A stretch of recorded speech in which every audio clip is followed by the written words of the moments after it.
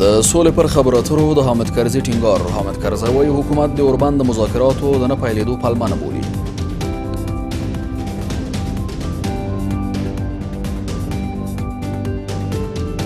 افغانستان حکومت دی د آتش بس څخه د مذاکراتو د نه پیلېدو بهانه نه جوړي.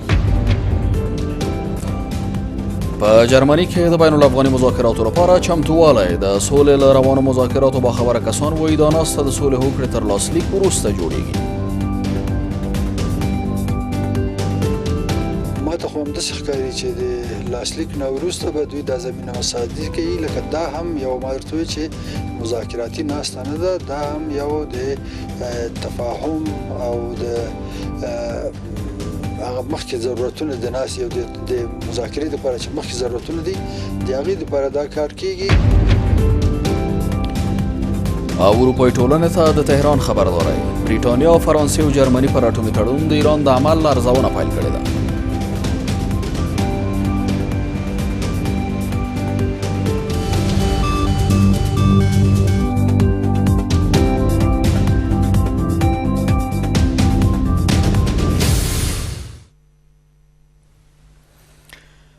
سلام، د شپږو بجو خبري ټولګې ته ښه راغلاست. نن یکشنبه د 1499 هجري لمریز کال د مرغومي 29 او د 2020 میلادي کال د جنورۍ 19 نیټه ده. دا هم پوره خبرونه وایاند سید ادریس سادات. پخوانی ولسمشر حامد کرزي وایي افغان حکومت د اوربند د مذاکراتو د نه پیلېدو لپاره بهانه نه بولي. حامد کرزي له BBC سره په مرکه کې ویلي هره لار چې افغانان سولې ته رسولی شي باید عملي شي او که پر اوربند د حکومت ټینګار د سولې مخه نیسي ناسم کار دی. کرزي وایي که د تاوتریخوالو جګړې او تشدد د کموالي توافق هم وي دا د افغانانو لپاره لویه خبره ده، خو د افغانستان حکومت باید له اوربند د مذاکراتو د نه پیلېدو بهانه نه جوړوي. حامد کرزي په دې مرکه کې پر ولسمشر غني غږ کړی چې ژر تر ژره له وسلوالو طالبانو سره د سولې مذاکرات پیل او په دې ډول روان تاوتریخوالي ته د پای ټکی کېږدي. که څه هم ملي یوالي حکومت د سولې خبرو د پیل لپاره اوربند د اساسي شرط په توګه مطرح کوي، خو پخوانی ولسمشر حامد کرزي وایي حکومت د سولې خبرو د نه پیل لپاره بهانهګري نه کوي. حامد کرزي له BBC سره په مرکه کې ویلي د افغانستان خلک د هرې هغې هڅې ملاتړ کوي چې افغانان سولې ته رسوي او روان تاوتریخوالی کم کړي. کرزي وایي که د تاوتریخوالي، جنگ او تشدد د کموالي توافق هم وي دا د افغانانو لپاره لویه خبره ده، خو د افغانستان حکومت د اوربند د مذاکراتو د نه پیلېدا بهانه نه ګرځوي. هر هغه اقدام چې د مذاکراتو له لارې موږ سولې ته رسوي باید وکړو. که زموږ دغه آرزو د اوربند او د آتش بس چې موږ یې کوو او بیا د مذاکراتو غوښتنه کوو، دا د دې معنی چې مذاکرات شروع کوو بیا نو پر دې ټینګار صحیح خبر نه ده. په تاوتریخوالي کې کمیدل، په جنګي حالاتو کې کمیدل، د تشدد او د خشونت کمیدل که هم وي دا موږ ته لویه خبره ده. نو زما موقف په دې کې دا دی چې د افغانستان حکومت دی د آتش بس څخه د مذاکراتو د نه پیلېدو بهانه نه جوړي. د افغانستان پخوانی ولسمشر په دې مرکه کې وایي چې اوسمهال د سولې خبرو د پیل لپاره مناسب شرایط رامنځته شوي او اړتیا ده چې طالبان او حکومت دواړه ترې استفاده وکړي. حامد کرزي پر ولسمشر غني غږ کوي چې ژر تر ژره د سولې خبرو ته غاړه کېږدي او له طالبانو سره مذاکرات پیل کړي. پر حکومت مې غږ دی، پر ډاکټر صاحب مې غږ دی، ډاکټر صاحب رئیس صاحب جمهور چې ژر تر ژره د مذاکرات ته غاړه کېږدي او هر څه چې مذاکراتو د شروع لپاره کومک کوي مرسته کوي هغه ته دې ودرېږي او کار شروع. دا په داسې حال کې ده چې د طالبانو مشر د طالبانو د علماو شورا تر سپارښتنې وروسته د افغانستان په لوی ښارونو کې د جنگ او تاوتریخوالي د کمولو په تړاو توافق کړی، خو دا توافق په دې شرط دی چې امریکایي اړخ به په همدې موده کې له افغانستان څخه د ځواکونو د ایستلو توافق لاسلیک کوي. د جرمني په بین الافغاني غونډه کې بین الافغاني مذاکراتو ته زمینه سازي کیږي. د سولې له روانو مذاکراتو باخبره کسان وایي په برلین کې د برګاف فاونډیشن لخوا د بین الافغاني مفاهمې ناسته به د امریکا متحده ایالاتونو او وسلوالو طالبانو ترمنځ د سولې هوکړې تر لاسلیک وروسته جوړه شي او په دې ناسته کې به د بین الافغاني مذاکراتو لپاره زمینه سازي وشي. دوی وایي د جرمني ځانګړی استازی چې دا مهال د کابل پر سفر بوخت دی له افغان سیاستوالو سره پر مشخصو موضوعاتو د بحث ترڅنګ د اجنډا پر جوړېدو کار کوي. د طالبانو او متحده ایالاتو ترمنځ د سولې توافق تر لاسلیک وړاندې د جرمني بورګهاف فاونډیشن په برلین کې د راتلونکي بین الافغاني ناستې ترسره کېدو په هدف هلې ځلې پیل کړي دي. ټاکل شوې دغه ناسته د جرمني په برلین کې د طالبانو او متحده ایالاتو ترمنځ د سولې هوکړې تر لاسلیک وروسته ترسره شي او د جرمني ځانګړی استازی د همدې ناستې ترسراوي لپاره د کابل په سفر بوخت دی.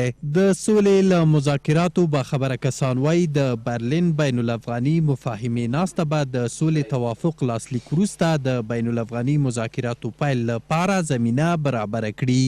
ما ته خو همداسې ښکاري چې د لاسلیک نه وروسته به دوی دا زمینه مساعدې کوي، لکه دا هم یو ما درته وویل چې مذاکراتي ناسته نه ده، دا هم یو د تفاهم او د هغه مخکې ضرورتونه د ناستې او د مذاکرې دپاره چې مخکې ضرورتونه دي د هغې دپاره دا کار کیږي. او تاریخ زه دقیق خو نه پوهېږم، خو دومره پوهېږم چې د دغې امضا کېدو نه به وروسته وي. ویل کیږي چې په جرمني کې د بورګهاف فاونډیشن په مدیریت راتلونکي ناسته به د تیرو هغو په پرتله متفاوته ناسته وي او د جرمني ځانګړی استازی چې دا مهال د کابل په سفر بوخت دی په مشخصو موضوعاتو د بحث سربیره د اجنډا ترتیب باندې کار کوي چې د افغان حکومت رضایت او همکاري به هم پکې شاملوي. اوس هم چې دوی راغلي دي د ټولو مراجعو سره ګوري او نو زه یقین لرم چې دا خو دا هم بین الافغاني مذاکره نه ده، بین الافغاني ناسته ده، خو لږ به پیشرفته وي د مخکینیو ناستو نه به لږ پیشرفته وي، نو شاید په مشخصو موضوعاتو خبرې وشي او لکه په دې کې به داسې د اجنډا ترتیب زیات په دې کې ونیول شي او زه یقین لرم چې بورګهاف فاونډیشن به دا کوشش هم کوي چې د حکومت رضایت حاصل کړي او د هغوی په همکارۍ باندې دا کار وکړي. په همدې حال کې د ملي شورا غړي وایي اصلي هدف د بین الافغاني مذاکراتو پیلېدل دي او که دا خبرې پیل شي د سولې روانې هلې ځلې به ډېر ژر نتیجه ورکړي. اگر این مذاکرات بین الافغانی شروع شود و ما فکر میکنم که این شاید به 1 سال و 1.5 سال طول نمیکشید، به زودترین فرصت این مشکل پروسه صلح در افغانستان حل میشه. په جرمني کې د بین الافغاني ناستې دایرېدو لپاره وروستۍ هلې ځلې داسې مهال دي چې له دې وړاندې په چین کې ورته بله ناسته د حکومت د ناآمادګۍ له امله لغوه شوې وه. نظام الدین قیصري غواړي چې حکومت ورته د افغانستان په شمالي سرحدونو کې یوه مستقله قوه ورکړي. یوې سرچینې له نوم ښودلو پرته کابل نیوز ته وویل چې نظام الدین قیصري د افغانستان شمالي ولایتونو د سرحدي ځواکونو د قماندان په توګه مستقله قوه غواړي او له حکومت سره په دې اړه خبرې روانې دي. د دې قوې د سرتیرو شمېر 600 تنه ښودل شوی، خو ویل کېږي چې قیصري 1200 کسان غواړي. سرچینه وایي نظام الدین قیصري په مزار شریف کې د جرمني په قونسلګرۍ کې د حکومت سره د په استازولۍ جرمنیان پر خبرو بوخت دي. قیصري پر خپل کور د شویو عملیاتو 15 میلیونه ډالر خساره هم غواړي. په مزار شریف کې د نظام الدین قیصري د نیولو لپاره تر ځمکنیو او هوایي عملیاتو شاوخوا 1 میاشت وروسته اوس حکومت له نوموړي سره د جوړجاړي هڅې پیل کړي او غواړي یوه مستقله قوه د هغه په اختیار کې ورکړي. یوې سرچینې د نوم نه ښودلو په شرط کابل نیوز ته وویل چې نظام الدین قیصري لا هم په مزار شریف کې د جرمني په قونسلګرۍ کې دی او نوموړی غواړي چې حکومت هغه د افغانستان د شمالي ولایتونو د سرحدي ځواکونو د مستقلې قطعې قماندان ټاکي. د حکومت یو پلاوی مزار شریف ته راغلی او د نظام الدین قیصري له کسانو سره خبرې پیل کړي. نظام الدین قیصري غواړي حکومت هغه ته د میمنې، حیرتان او قندوز شاوخوا سیمو کې 1200 مستقل ځواک په اختیار کې ورکړي، خو حکومت 600 کسان ورته په نظر کې نیولي. دغه سرچینه همداراز وایي حکومت چمتوالی ښودلی چې د قیصري پر وړاندې د ترسره شوو عملیاتو ټوله خساره جبران کړي. د سرچینې په باور د نظام الدین قیصري مرکچي کسان له حکومت څخه 15 میلیونه ډالر د خسارې جبران غواړي. بل پلو تازه نظام الدین قیصري بیا پر خپل فیسبوک پاڼه د خپل عکسونو په خپرولو سره ویلي چې ډیر ژر به هغه څیرې افشا کړي چې د خلکو په وینو یې معامله کړې ده. نوموړي ویلي خپل مبارزې ته دوام ورکوي. حکومت تر اوسه له نظام الدین قیصري سره د جوړجاړي په تړاو څه نه دی ویلي. د پاکستان د بهرنی چارو وزیر په قطر کې له خپل سیال سره پر افغان سوله بحث او خبرې اترې کړې دي. شاه محمود قریشي قطر ته د سفر پر مهال هیلهمندي ښودله چې د اسلام آباد په همکارۍ د سولې خبرو پر مټ د افغانستان کړکېچ پای ته رسیدونکی ده. قریشي په دوحه کې له خپل قطري سیال محمد بن عبدالرحمن بن جاسم الثاني سره په لیدنه کې د امریکا متحده ایالاتونو وسله والو طالبانو ترمنځ د روانو خبرو اترو په اړه غږېدلی. قریشي په دې لیدنه کې ویلي چې هیواد د افغان سولې په روان بهیر کې بشپړه همکاري کوي. تر هرات وروسته په ننګرهار ولایت کې دیني عالمان په ادارو او ښاري سیمو کې د اخلاقي فساد په تړاو اندېښنه ښیي. دیني عالمان وایي ننګرهار کې په ادارو او ښاري سیمو کې اخلاقي فساد اوج ته رسېدلی خو حکومت د مخنیوي لپاره اقدام نه کوي. یو شمېر دیني عالمانو د بې حجابۍ او اخلاقي فساد پر ضد د هرات د ګازرګاه جامع جومات د خطیب له څرګندونو هم ملاتړ وکړ.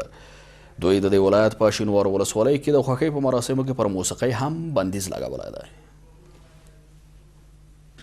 وروسته له هغې چې د هرات ولایت د ګازرګاه جامع جومات خطیب د اخلاقي فساد او بې حجابۍ په تړاو د مبارزې اعلان وکړ، تازه په ننګرهار ولایت کې هم یو شمېر دیني عالمانو په ورته حرکت لاس پورې کړی. دغه دیني عالمان وایي په اداراتو او ښاري سیمو کې له شرعي اصولو سره غړونه وروستي حد ته رسېدلي، خو حکومت یې د مخنیوي لپاره اقدام نه دی کړی. په دین کې شته د حجاب او منکرات چې څوک فحاشي کوي، مواد مخدر کوي، مشکلات ایجادوي، د فحاشۍ اډې چلی، دا ټول منکرات دي. ټول منکرات دي. د ټولو خلاف باندې چې کوم غاګ اوچت کړی دی موږ یې تایید کوو، تر شا یې ولاړ یو. حجاب اسلامي خبره ده او د اسلام هر خبره موږ سر په سترګو منو، تایید یې کوو، ملاتړ یې کوو. موږ د یو څو بې حجابه ښځو دپاره، د یو څو سکشیانو دپاره خپلې حیادارې زنانه نه بې ستره کوو. موږ د کابل د یو څو جنکو دپاره خپلې ښځې نه بې حجابه کوو، نه سرتورو. او موږ ښځو دپاره دا نه یو چې موږ ښځې د وظیفه مه اجرا کوي، نه، د طب په برخه کې، د صحت په برخه کې د ښځې وظیفه اجرا که خو په حجاب کې، په ښوونه او روزنه کې د اجرا که خو په حجاب کې، هر هغه ځای کې د وظیفه اجرا که چې شریعت ورته اجازه ورکړي. یا دیني عالمان وایي نه غواړي هیواد کې لکه د نورو ګاونډیو هیوادونو اخلاقي فساد او د ښځو بې پردګۍ عامه شي، او له همدې کبله د شینوارو په ولسوالۍ کې د خوښۍ په مراسمو کې د موسیقۍ په غږولو هم بندیز لګولی. چې شینوارو کې د ډمانو په راوستلو باندې پابندي لګېدلې ده، آیا دا کار د شریعت خلاف دی که نه دی؟ که دا کار د شریعت خلاف وي نو افغانستان اسلامي ملک دی، په دې کې هیڅ قسم بېدینۍ ته ځای نشته دی. او موږ په ټولو خلکو باندې غږ کوو، هغه مدني فعالان چې دې له هوا ورکړې ده چې شینوارو ډمان بند کړي دي. شینوارو په جومات کې مونځ نه دی بند کړی، ډمان یې بند کړي دي.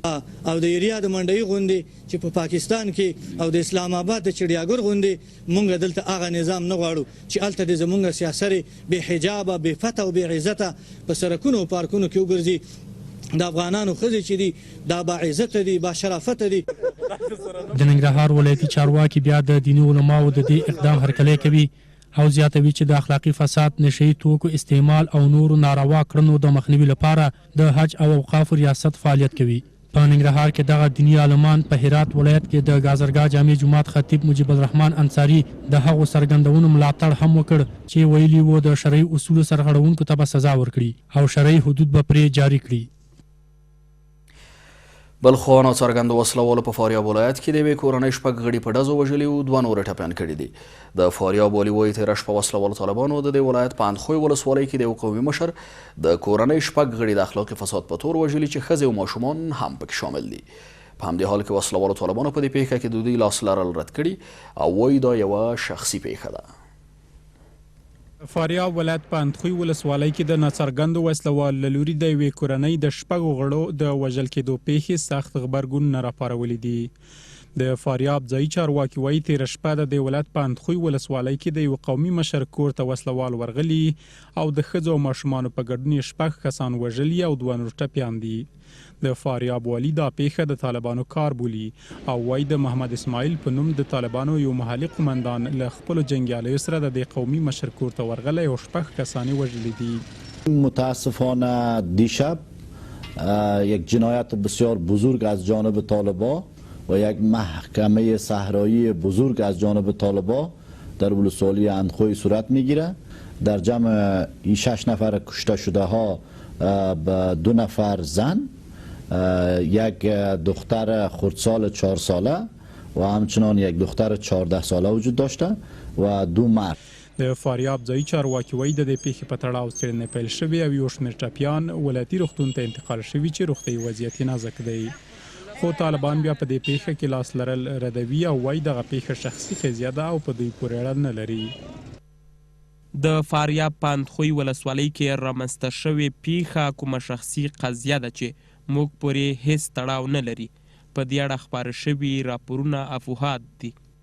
د فاریاب ولایت اندخوی ولسوالي د دې ولایت له نامنو سیمو بلل کیږي او ځایي چارواکي وایي یاده ولسوالي د طالبانو تر کنټرول لاندې ده.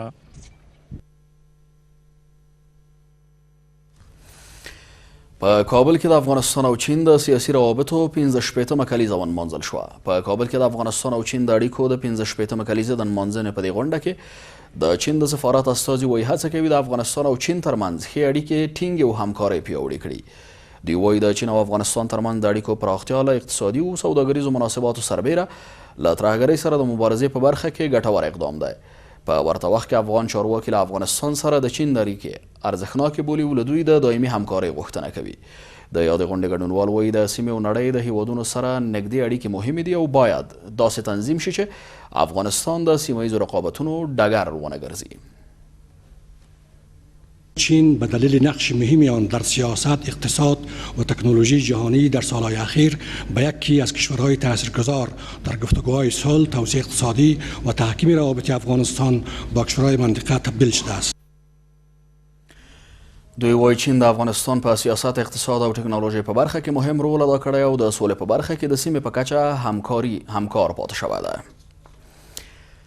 د خبریالانو د خوندیتوب کمیټه وایي د ملي وحدت حکومت 15 کلنه دوره افغان خبریالانو لپاره خونړۍ وه. یا د کمیټې خبریالانو سره د تاوتریخوالو په اړه د تیر 2019 میلادي کال راپور خپرولو پر مهال وویل سره له دې چې په 2019 میلادي کال کې د خبریالانو پر وړاندې د تاوتریخوالو پیښو ګراف کم و، خو په ټوله کې د ملي وحدت حکومت 15 کلنه دوره د خبریالانو لپاره خونړۍ وه. په ورته مهال یو شمېر خبریالان وایي د اکثرو حکومتي ادارو لخوا دوی ته اطلاعات او معلومات پر وخت نه ورکول کیږي او دوی په دې برخه کې له ستونزو سره مخ دي. د افغان خبریالانو د خوندیتوب کمیټې د خبریالانو پر وړاندې د تاوتریخوالي په اړه د 2019 میلادي کال راپور خپور کړ. د خبریالانو د مسؤلیت کمیټې مسؤلان وایي سره له دې چې په 2019 میلادي کال کې د خبریالانو پر وړاندې د تاوتریخوالي پیښو ګراف کم و، خو په ټوله کې د ملي وحدت حکومت 15 کلنه دوره د خبریالانو لپاره خونړۍ وه. چارواکي وایي یوازې په 2019 میلادي کال کې د افغان خبریالانو پر وړاندې 115 د تاوتریخوالي پیښې ثبت شوي دي. در سال 2019 کمیته مسئولیت خبرنگارا مجموعاً 105 مورد خشونت علیه خبرنگارا و کارمندان رسانه‌ای را ثبت نموده است که این شامل قضایای چون قتل، تهدید، اختطاف، مجروحیت، بازداشت‌های موقت و غیره می باشد. د خبریالانو د مسؤلیت کمیټه همداراز وایي چې په 2019 میلادي کال کې له خبریالانو سره په لومړۍ درجه کې د حکومت لخوا او بیا د وسلوالو، طالبانو او نورو مخالفو ډلو لخوا تاوتریخوالی شوی دی. د 2019 میلادي کال د راپور موندنې ښیي په دې کال کې د خبریالانو پر وړاندې د تاوتریخوالي 115 پیښې ثبت شوي. په 2019 میلادي کال کې 15 افغان خبریالان وژل شوي دي او په دغه کال کې 18 خبریالان ټپیان شوي دي. برعکس سال گذشته حکومت افغانستان با مسئولیت 42 قضیه خشونت و تهدید از نظر کمی در رده اول قرار دارد و طالبان در رده دوم قرار گرفته و مسئولیت 33 قضیه را به عهده دارند. به همین ترتیب افراد ناشناس در رده سوم قرار گرفته و مسئولیت 14 قضیه را به عهده دارند. زورمندان 7 قضیه، گروه داعش 4 قضیه، دزدان 1 قضیه و مسئولان رسانه ها مسئولیت 5 مورد بدرفتاری را با خبرنگاران داشتند در این سال. په دغه راپور کې راغلي چې اطلاعاتو ته لاسرسی هم له یو جدي ستونزو څخه دی چې خبریالان ورسره اوس هم لاس او ګریوان دي. په ورته وخت کې افغان خبریالان وایي چې د امنیتي ستونزو سربیره په اسانۍ سره اطلاعاتو ته لاسرسی نه لري چې د کار له ګڼو ستونزو سره مخ کړي دي. خبریال اوس هم د افغاني ټولنه کې یا د افغانستان په رسنیز ډګر کې مسؤل نه دی او دا یوه جدي اندېښنه ده د ټولو خبریالانو لپاره. با اینکه در حکومت 5 سال اخیر قانون حق دسترسی به اطلاعات در افغانستان پاس شد، اما متاسفانه هنوز هم خبرنگاران با چالش جدی عدم دسترسی به اطلاعات روبرو هستند. د خبریالانو د خوندیتوب کمیټه له خبریالانو سره د تاوتریخوالي په اړه داسې مهال د 2019 میلادي کال راپور خپور کړ چې لا هم د افغان خبریالانو پر وړاندې جدي ستونزې موجودې دي او هیڅ خبریال خپل ځان مسؤل نه حسابوي. مشرانو جرګه وایي واشنګټن د افغان سولې ټینګښت لپاره واقعي اراده نه لري. د مشرانو جرګې غړي د سولې روانو مذاکراتو په لړ کې شته ستونزو ته په اشارې وایي هر کله چې د سولې مذاکرات برخلیک ټاکونکي پړاو ته رسېدلي، امریکا متحده ایالتونو له بېلابېلو لارو هڅه کړې چې دغه بهیر له خنډ سره مخ کړي. سناټوران د افغان حکومت لخوا پر اوربند ټینګار له سولې سره د مخالفت په معنا بولي او زیاتوي چې له بین الافغاني مذاکراتو پرته د وسلوالو طالبانو لخوا د عمومي اوربند ټینګښت ناشونی ده. مشرانو جرګه له حکومته غوښتنه کوي چې ژر تر ژره د سوداګرۍ او صنایعو وزارت سرپرست د ناقانونه کړنو په تړاو چې ولسي جرګې هم سلب صلاحیت کړی پریکړه وکړي. د امریکا او طالبانو ترمنځ په دوحه کې له روانو مذاکراتو سره هممهاله د ولسمشریزو ټاکنو ترسره کول او له ایران سره د سیمې په کچه د شخړو دوام هغه څه دي چې د افغان سولې په تړاو د امریکا په صداقت شکونه ډیر کړي دي. د مشرانو جرګې غړي د امریکا او طالبانو ترمنځ د سولې روانو مذاکراتو ته په اشارې وایي چې متحده ایالات د افغان سولې په برخه کې صادق نه دي او په خپل امریکا د روانو مذاکراتو پر وړاندې خنډونه جوړوي. سناتوران وایي چې حساس پړاو ته د سولې مذاکراتو له رسیدو سره هممهاله امریکا د افغانستان او سیمې په کچه د ستونزو رامنځته کولو لپاره هڅې کوي. مونږ اوس د کرزي هغه کوم نیوکه چې په امریکا کې مونږ هغه تاییدوو، دوی واقعیت نه غواړي په افغانستان کې دایمي سوله راسي، په افغانستان کې یو باثباته نظام مونږ ولرو.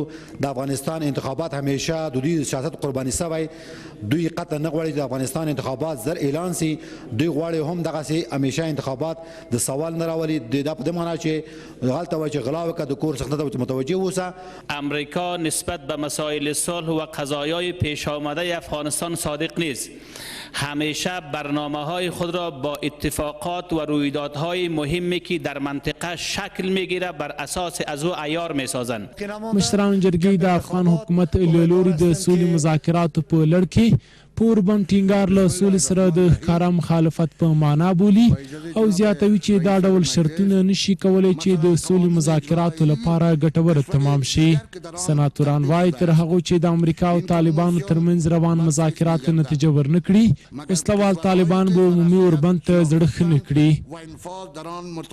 دولت باید پر دې باندې ټینګار ونه کړي، د خپل اوربند د شرط په توګه باید وړاندې نه کړي. جناب رئیس صاحب که د شرط په توګه وړاندې کړي دا دا معنا چې موږ د سولې خبرې نه غواړو. اوربند هغه وخت کېدای شي جناب رئیس صاحب چې دوه جانبین سره کښېني خبرې سره شروع کړي، بیا نو وروسته سره رغېږي چې موږ په اول قدم کې باید څه وکړو، په اول قدم کې باید اوربند وکړو. مذاکرات بین الافغانی باید آغاز شود و برای ادامه مذاکرات و برای کسب اعتماد میان طرفین باید آتش بس عمومی اعلان شود.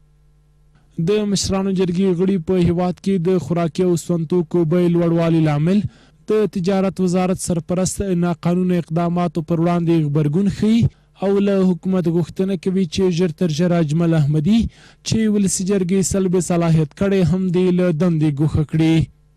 مجلس محترم ولسی جرگه به ارتباط سرپرست وزارت صنعت و تجارت فیصله کرد که از صلاحیت‌های ازی سلب و دیگه از من حیث وزیر ما را نمیشناسیم.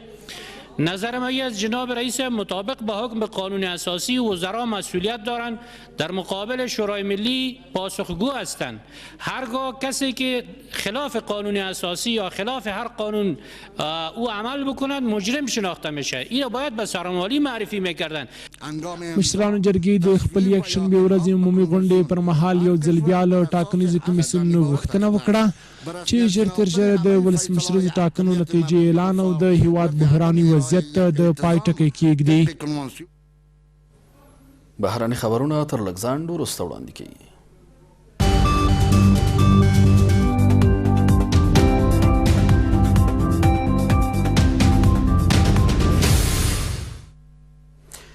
به هم ښه راغلاست. بهراني خبرونه له تهرانه پیلوو. تهران د هیواد پر وړاندې د اروپایي ټولنې د غیر عادلانه ګامونو د ناوړه پایلو په اړه خبرداری ورکوي. د ایران د پارلمان رئیس علي لاریجاني ویلي که اروپایي ټولنه د 2015 میلادي کال د اټومي هوکړې په اړه ناعادلانه ګامونه واخلي نو دوی به د اټومي انرژۍ له نړیوال اژانس سره پر همکارۍ له سره غور وکړي. نوموړی دا څرګندونه داسې مهال کوي چې برېټانیا، فرانسې او جرمني رسما پر اټومي تړون د ایران د عمل د ارزونې په اړه خبرې پیل کړې دي. واشنګټن ادعا کوي چې تهران پر دې تړون عمل نه دی کړی او له خپلو اروپایي متحدانو هم غواړي چې له دې هوکړې ووځي. بلخوا بیا د ایران د سپاه پاسدارانو ځواکونو لخوا په تهران کې د ویشتل شوې اوکرایني الوتکې د 11 قربانیانو جسدونه د اوکراین کیف ته انتقال شول. د دغو جسدونو د ترلاسه کولو لپاره ځانګړي مراسم نیول شوي ول چې د اوکراین ولسمشر هم پکې ګډون کړی و. سپاه پاسدارانو ځواکونو د اوکراین د هوایي شرکت دغه الوتکه چې 106 مسافر یې لیږدول د جنورۍ په 8 د 2 توغندیو په توغولو سره رانسکوره کړه. په ورته وخت کې تهران هغه ریپورټونه رد کړي چې ګواکې د دې الوتکې تور بکسونه د څېړنو لپاره اوکراین ته سپارل کیږي. د یمن حوثي ملیشو د توغندیو په یو برید کې لسګونه دولتي سرتیري وژل شوي دي. د سعودي عربستان دولتي ټلویزیون وایي دا برید په مارب ښار کې پر یوې پوځي اډه شوی دی. ریپورټونه وایي په دې برید کې د حکومت لږ تر لږه 80 سرتیري وژل شوي دي. سرچینه وایي دا برید د بالستیک توغندیو چاودیدونکو بي پیلوټ الوتکو په وسیله شوی دی. تیر کال د سعودي عربستان د تیلو پر تاسیساتو د بریدونو لپاره هم همدا وسلې کارول شوي وي چې امریکا او متحده ایالتونو یې پړه پر ایران اچوي.